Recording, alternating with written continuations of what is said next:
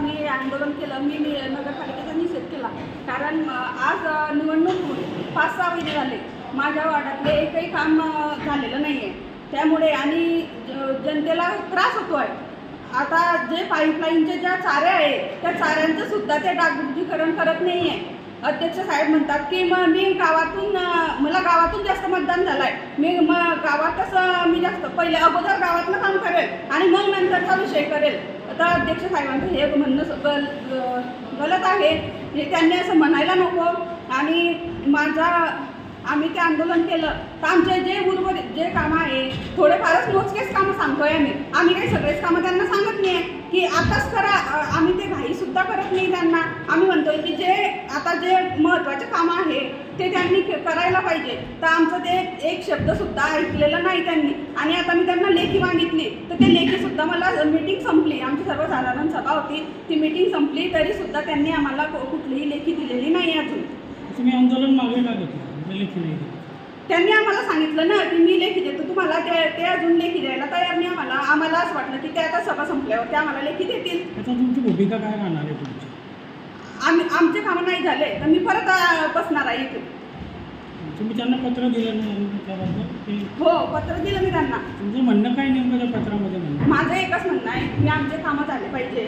तुम्ही जर का म्हणसाल की मी फक्त गावातलेच कामं करेल आणि बाकीचे कामं करणार नाही, म्हणजे करणार नाही असं नाही बोलले ते, पण ते बोलले की मला जनतेने गावातून जास्त मतदान मिळालेलं आहे तर ते गावातलेच कामं अगोदर करतील, आमचे कॉलनी एरियातले कामं करणार नाही, ते नंतर करतील, ते असे बोलले सभेमध्ये.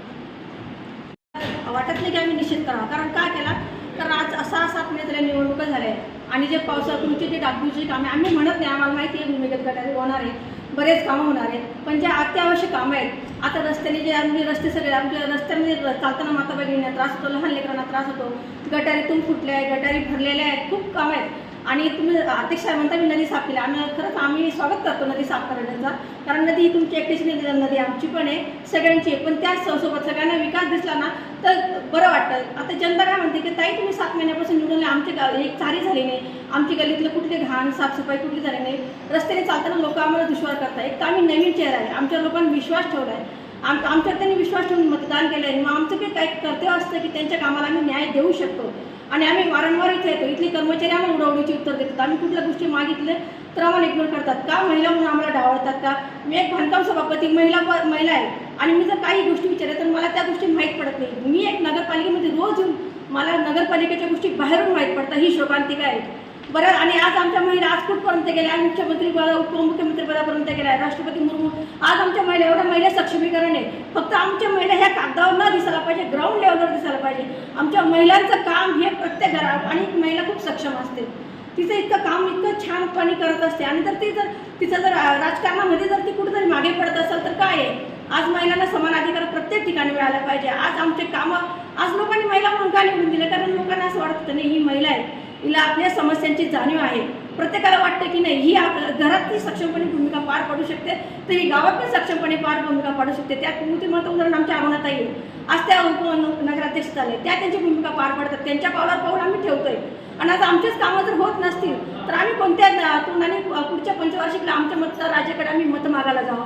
यासाठी आम्हाला आज खाली बसायची वेळ परत येऊ नये एवढीच विनंती आम्ही नगराध्यक्ष साहेबांना करतो की आमच्या छोट्या छोट्या गोष्टींसाठी जर आम्हाला खाली बसायचं आहे, आम्हाला आनंद नाही आहे, आमचाही अपमान होतो. जसं तुम्ही म्हणता ना सभागृहाचा, अरे आमचाही अपमान तितकाच होतो ना.